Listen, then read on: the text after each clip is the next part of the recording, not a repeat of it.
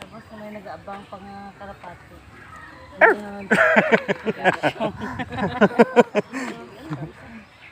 Grabe liog yung.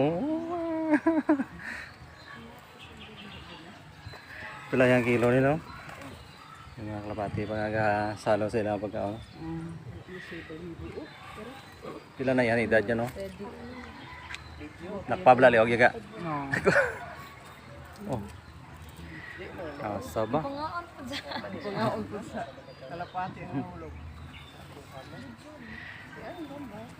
Mga kuan siguro ka kilo ni. Wala sila sa pang feeding sa Mga bayan. 80 kilos.